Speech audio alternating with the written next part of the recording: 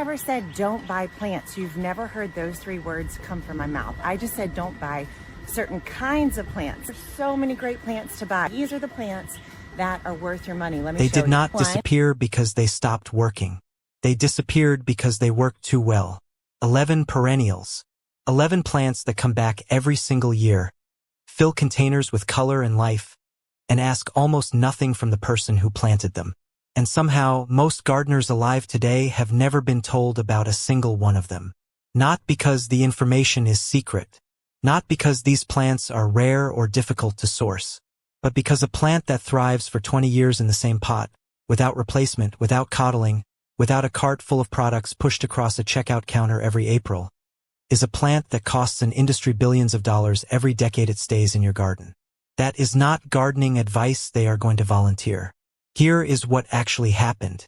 Somewhere between the 1980s and today, the garden center experience was quietly rebuilt around one thing: turnover, fast color, instant gratification, plants that look extraordinary for 6 weeks and then collapse, leaving a gap in your container that only a fresh purchase can fill. And the gardener standing over that dead plant in July, feeling inadequate, feeling like the problem is their watering schedule or their soil or their instincts, that gardener is the most profitable customer in the entire industry. Because they come back every spring, convinced that this time they will do it right. That cycle was not an accident. These 11 plants broke the cycle. And that is exactly why most of them vanished from the front tables at your local garden center. Not all at once. Gradually. Quietly, the way anything inconvenient to a business model tends to disappear. Some of them were staples of every porch in America 40 years ago. Plants that grandmothers divided and passed over fences to neighbors. Plants that cost nothing to propagate and nothing to maintain. And then one season they were just gone, replaced by something with a brighter tag and a shorter lifespan. This video is about bringing them back. Not as nostalgia, a strategy. Because every single plant on this list does something that the annuals crowding your garden center in May cannot do. They come back. They deepen. They get better with age. In a container, specifically, some of them perform so far beyond what they do in the ground that calling them the same plant almost feels inaccurate. Hi viewers, here's a quick question before we go any further. Have you ever bought a plant that looked perfect at the garden center, brought it home, and watched it slowly die by midsummer? Drop a yes or a no in the comments right now. It takes 2 seconds and it helps understand exactly what this community has been dealing with. Now, there is one plant on this list that was so common in the 1970s and 1980s that it practically defined what a front porch looked like in spring. Cascades. It blooms in colors that stop people mid-stride. Propagates itself freely, which means once you have it, you never need to buy it again. That is precisely why it disappeared. Stay with this, because by the time the 11th plant is named, the way gardening has been sold to you will never look the same again. The first plant on this list has been growing on the American prairie for thousands of years before a single nursery ever put a price tag on it. Echinacea, purple coneflower. And before the assumption is made that this is familiar territory, stop. Because echinacea in a container is not the same experience as echinacea in a garden bed. It is not even close. In the ground, this plant is fighting. It is competing with compacted soil, with tree roots pulling moisture from every direction, with the kind of inconsistent drainage that slowly exhausts even the toughest perennials. But in a pot, every single one of those variables disappears. The soil is controlled. The drainage is controlled. The moisture cycle is controlled. And what is left is a plant that was shaped by thousands of years of drought and thin, rocky prairie ground, finally given exactly the conditions it was built for. The variety that earns its place in a container above all others is Echinacea magnus. It won the Perennial Plant of the Year in 1998. The petals are wide and horizontal, which means the blooms look fuller and bolder than the standard species. The stems are stiff. Wind does not flatten them. It grows 2 to 3 feet tall. It blooms from midsummer deep into September, and it asks almost nothing in return. Here is the detail most people miss entirely. Do not deadhead it. Leave those spiky brown seed heads standing through winter. American goldfinches and house finches will work those cones from November through February, and the activity they bring to a porch or deck transforms the entire feeling of the space. That is not a side benefit. That is a design feature built into the plant itself. Water it well once at planting. Let the soil dry out completely between waterings after that. Then leave it alone. Neglect, in this case, is not a mistake. It is the correct technique. The second plant is one that serious container growers talk about constantly, and most big box store customers have never heard called by its proper name. Agastache, hummingbird mint. The flowers are long tubular spikes in colors that run from deep cobalt blue to sunset orange to warm peachy coral. They bloom from early summer until hard frost arrives. The fragrance is extraordinary, a combination of mint and anise that fills the air around a seating area without ever becoming overwhelming. Plant one near an outdoor chair, and within a single afternoon the reason people return to it year after year becomes completely clear. But here is the part that changes everything about how this plant is understood. Agastache does not merely tolerate container growing. It performs better in a container than in the ground across most American climates. The reason is drainage. This plant originated in dry, rocky, fast-draining soil across the American Southwest and Mexico. It has a biological resistance to wet winter roots. In a heavy clay garden bed, the moisture that builds up through fall and winter is often what finishes it. In a pot with proper drainage holes and a well-structured mix, that problem is completely eliminated. Blue Fortune is hardy to zone 4, grows about 3 feet tall, and pairs with Echinacea magnus in a way that looks deliberate and expensive. Kudos coral stays closer to 18 inches, suits smaller containers beautifully, and draws hummingbirds with an intensity that has to be seen to be believed. Full sun. Minimal water once established. Easy on the fertilizer. Too much nitrogen pushes leafy growth at the expense of flowers, and flowers are the entire point. The third plant is one of the most visually dramatic four-season performers available to any container gardener, and it is almost never spoken about in that context. Sedum autumn joy, a succulent perennial. It stores water in its thick fleshy leaves and stems, which means drought is not a threat to it. It is a resource. In spring, tight blue-green buds emerge with clean architectural structure. Through summer, the plant mounds up stiffly and holds its shape against wind without staking. In late summer, flat flower heads open to warm dusty pink. By mid-autumn, they deepen to brick red. In winter, those dried heads turn coppery bronze and hold their form through ice and frost, giving a container genuine visual presence when everything around it has gone quiet. 4 seasons. 1 plant. 0 intervention. Hardy in zones 3 through 9. Water it to establish. After that, the most surprising thing about this plant is how rarely it needs anything from the gardener standing in front of it. And that is exactly the point. There is a plant with a reputation so damaged by bad information that most gardeners who have tried it once refuse to try it again. Lavender. And specifically, Lavender Munstead. The story heard over and over sounds like this. It got leggy. The center died out. It looked ragged by year 2. And it went in the trash. That story is true. But it is missing one critical detail that changes the entire outcome. Was it in the ground? Because lavender in a heavy garden bed, particularly in humid climates, develops exactly that problem.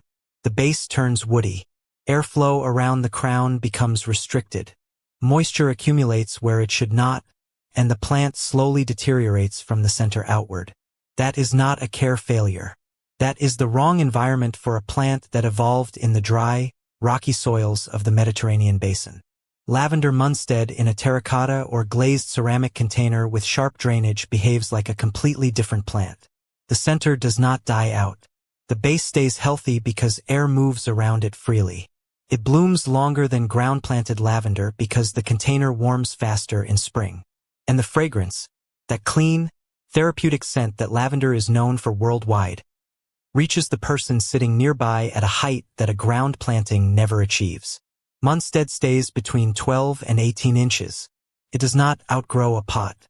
It has better cold tolerance than most lavender varieties, which matters in zones 5 and 6. And it carries one additional benefit that almost nobody mentions when recommending it.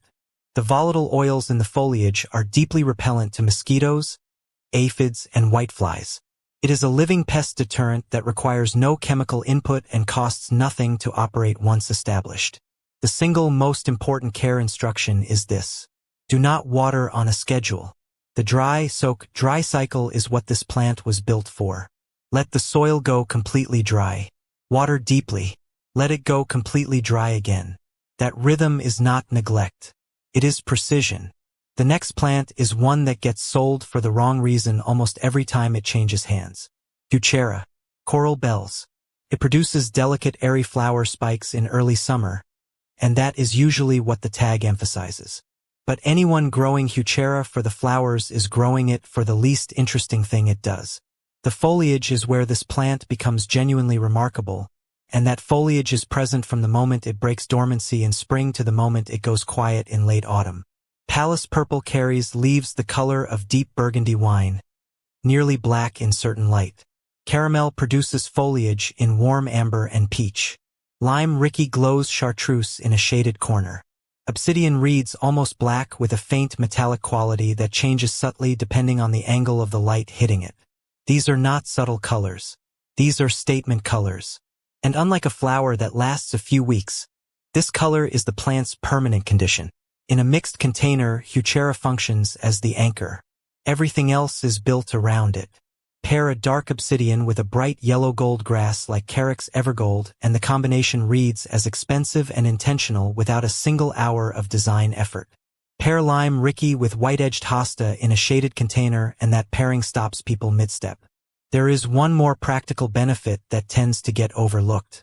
That dense low mound of foliage covers the soil surface completely, which means light cannot reach the surface to germinate weed seeds. Natural weed suppression, built directly into the growth habit of the plant itself. No mulch purchase. No landscape fabric. The plant does the work. Hardy in zones 4 through 9. Full shade to partial sun. Returns reliably year after year. The sixth plant solves a problem that frustrates container gardeners more than almost anything else. Height without collapse. Salvia caridana. A true perennial salvia, not the annual bedding type sold in 6-packs every May. The stems are stiff and dark, nearly black-purple, and the vivid violet-blue flower spikes that rise from them do not move in wind. On a deck that gets afternoon gusts, that is not a minor quality. That is the difference between a container that holds its composure all season and one that looks defeated by August.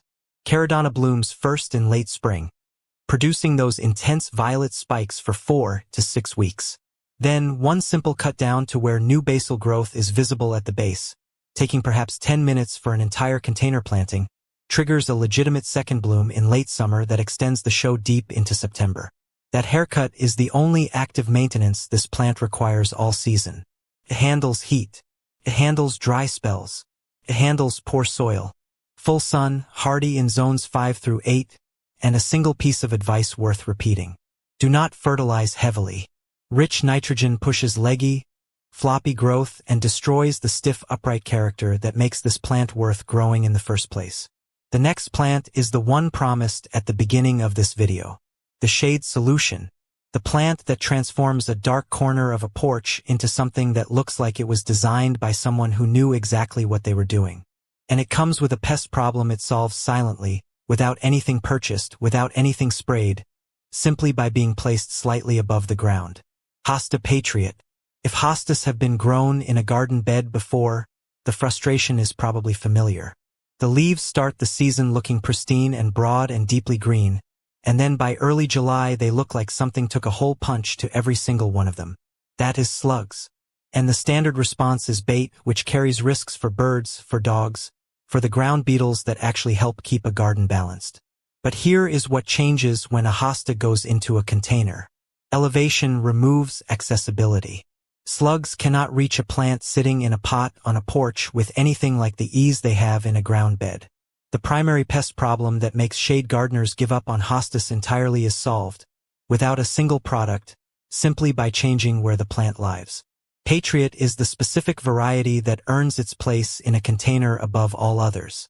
It stays between 18 and 22 inches wide, which means it fills a 12 to 14-inch container cleanly without outgrowing it too quickly. The leaves are deep rich green with stark white margins, and what that white edge does in a dark or shaded corner is something that has to be seen to be believed.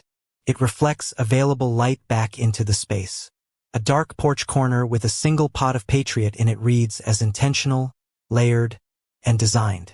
The thick overlapping leaves hold moisture in the soil below them, reducing watering frequency dramatically. Hardy in zones 3 through 8. One pot of Patriot, left in a shaded corner, will return for 20 or 30 years with almost no input required. Divide it every few years and the divisions become free plants for other containers for other corners, for neighbors who will ask what it is every single time. The 8th plant was once one of the most recognizable cottage garden staples in America. Coreopsis moonbeam. Soft, butter-yellow flowers that bloom continuously from June through October without a single deadheading session. Not one. The plant cleans up after itself, dropping spent flowers and pushing new ones forward in a cycle that does not require the gardener to be involved at any point. It draws butterflies and native bees throughout the entire bloom period. It tolerates heat, drought, and poor soil with the kind of composure that makes other plants look high maintenance by comparison. And yet, it has quietly disappeared from the front tables at most major garden centers. Not because it stopped performing, but because a plant that blooms for 5 months, returns every year, and requires no deadheading gives a customer very little reason to come back and buy a replacement. Moonbeam is hardy in zones 4 through 9, stays between 18 and 24 inches, and in a container it behaves with a tidiness and self-sufficiency that makes it one of the most genuinely low-effort plants on this entire list. The 9th plant is the one most often mistaken for an ornamental grass and passed over without a second look. Liriope muscari. Big blue. It produces strappy dark green foliage that holds its color and structure through conditions that would finish most other perennials. Drought. Deep shade. Dry, compacted soil. Liriope handles all of it without visible protest.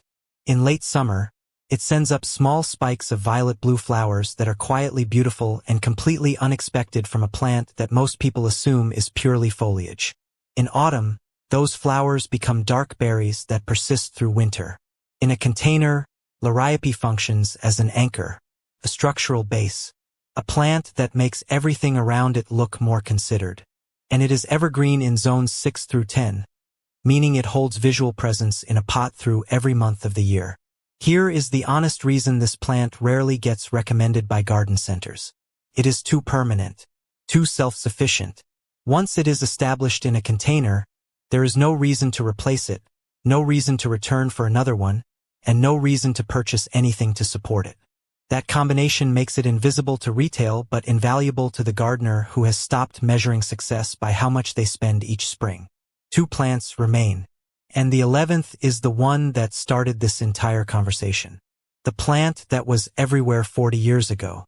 The plant that generations of gardeners divided by hand and passed over fences to their neighbors at no cost. The plant that disappeared not because it failed anyone, but because its greatest quality, the fact that it never needed replacing, made it a problem for an industry built entirely on replacement. Rudbeckia goldsturm, black-eyed Susan. And if that name lands with a sense of familiarity, that recognition is earned. This plant won the Perennial Plant of the Year award in 1999, and it is still one of the most reliably beautiful, most broadly adaptable flowering perennials available to any gardener in any climate across most of North America. And it is almost never discussed in the context of containers. That is a significant oversight. In a pot, Rudbeckia goldsturm produces deep golden yellow flowers with dark centers from midsummer through early autumn, and those blooms are not subtle. They red from a distance. They anchor a container arrangement with warmth and clarity that very few other perennials can match at that time of year. After the flowers fade, the seed heads that remain are not dead weight. They are a food source. Finches and sparrows work those dried heads through the coldest months of winter, bringing movement and life to a container display at the exact time of year when everything else is gone still. Hardy in zones 3 through 9, 2 to 3 feet tall, full sun to light shade. Once established, it is extraordinarily drought tolerant, asking for almost nothing in terms of water or intervention between the moment it is planted and the moment it finishes its winter display. Now, the 11th plant. This is the one that was promised at the very beginning. The plant that was on every porch, every front step, every container lining every walkway in America throughout the 1970s and well into the 1980s. The plant that grandmothers grew from cuttings given to them by their own grandmothers. The plant that propagates so freely, spreads so generously, and establishes so permanently that the moment a gardener has it, they never need to purchase it again. Creeping phlox. Phlox subulata. In spring, this plant does something that stops people completely. It cascades over the edge of a container in a waterfall of bloom so dense that the foliage beneath it disappears entirely. The colors run from soft white to lavender to deep rose to a vivid magenta that reads almost electric in morning light. The display lasts 3 to 4 weeks in spring, and during those weeks, a single container of creeping phlox is one of the most visually arresting things a front porch or walkway can offer. After bloom, the low mat of fine evergreen foliage holds its structure through the entire growing season and into winter in most zones. It does not collapse. It does not go bare. It stays tidy and compact and present, giving the container continued visual interest long after the flowers are finished. Hardy in zones 3 through 9. Full sun to light shade. Drought tolerant once established. Propagates easily from stem cuttings, meaning one plant becomes 2, becomes 4, becomes enough to fill every container on a property within a few seasons without spending a single additional dollar. And that is precisely why it disappeared from mainstream retail. A plant that the customer never needs to repurchase is a plant that a retail operation has very limited interest in promoting. It was not removed from shelves in any dramatic or deliberate way. It simply stopped being restocked as aggressively. It stopped being placed at the front of the table. It stopped being featured in the seasonal displays that drive impulse purchases. And gradually, an entire generation of gardeners grew up without ever being introduced to it. That is how erasure works when it is quiet. Not with a decision, with a slow withdrawal of attention. Now here is the thing that ties every single plant on this list together. And this is the part of the conversation that the fertilizer companies and the potting mix brands would prefer to skip entirely. The soil inside the container matters more than almost any other decision made about these plants. And the most widely sold potting mixes on the market today are actively working against the performance of every perennial on this list. Standard commercial potting mixes are formulated for annuals and vegetables. They are heavy with peat moss. They retain moisture aggressively. They are designed for plants that drink constantly and are replaced at the end of every season. For a perennial that evolved in dry, rocky, fast-draining ground, you have been standing in that garden center every single spring, picking out plants that look absolutely beautiful in the pot they came in, bringing them home, dropping them into your containers, and watching them slowly fall apart by July. And then you blame yourself. You think you forgot to water, or you overwatered, or you used the wrong fertilizer, or you just do not have what it takes to keep things alive. Let me stop you right there, because I want to be straight with you. It is not your fault. The plants you have been choosing are the wrong plants. Not wrong because you made a foolish decision. Wrong because nobody at that garden center ever sat you down and explained the difference between a plant that was bred for a nursery display tag and a plant that was actually engineered by nature itself to survive in a pot with minimal human involvement. Those are two completely different categories of plant, and the garden industry has absolutely no financial incentive to teach you that difference. I'm going to show you because the moment stops that are specifically suited to container life. Not just plants that can survive in a pot with the right amount of coddling, but plants that genuinely perform better in containers than they do in the ground. Plants that reward neglect. Plants that come back year after year without you lifting a finger. And I am going to show you something that will change how you think about container gardening permanently. There is one plant on this list that most people completely overlook, and it handles deep shade so beautifully that it will transform a dark corner of your patio into something that looks like it belongs on the cover of a magazine. Drop your US state or your USDA hardiness zone in the comments below this video. Just your state, just your zone, whatever you know.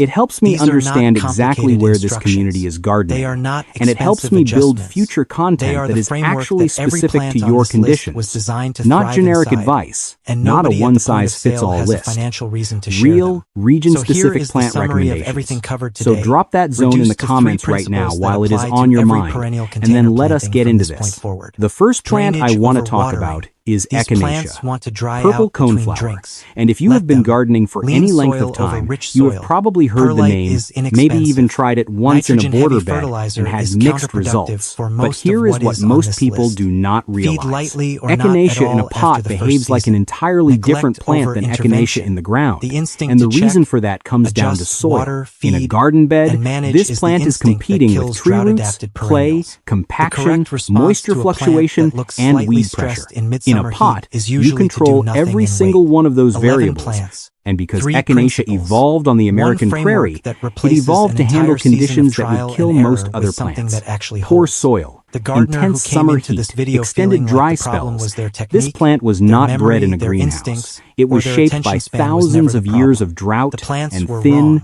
rocky The soil was soil, wrong. and that is The exactly information what a available container at the point of replicates. purchase The was variety I designed to recommend keep the most for cycle running containers is rather than to end Echinacea it. magnus. That cycle It is ends a here. 1,998 perennial plant of the year for good reason. The petals are horizontal and wide, which means the blooms look fuller and bolder than the standard species, and the stems are stiff enough that Real wind plants, does not real knock them over. containers, real It grows conditions, about 2 to built 3 for the feet gardener tall, who is which done is starting ideal over. for a large And drop a container on a comment deck below or with front the one porch, plant from and it this blooms list from that is going on the midsummer porch well or into deck this September. season. Now That here is the answer part is worth most people knowing. do not Now, know. next Do video, not deadhead it. there is a conversation Leave the coming seed about heads on something after that the almost flowers no container fade. gardening Those channel spiky has brown addressed cones directly. are not just The reason decorative most winter perennial structure, containers though look they are spectacular genuinely in June beautiful and in a completely frosted pot in unremarkable January. by August has almost They are a nothing to do food with the source. plants themselves. American It has everything goldfinches to do and with house one decision finches made at will the moment work of those planting. seed heads A all decision winter so long. small it seems And if you have irrelevant, ever had that birds determines visiting whether your a container yard, holds you its already design know integrity what that through the does heat of for how the summer space or quietly feels. falls apart. Hardy in That zones video 3 is through coming. 9. And if That a covers beautiful nearly container in everyone August has watching ever this felt video. out of If you reach, are in the northern that one plains, cannot the be Pacific missed. Northwest,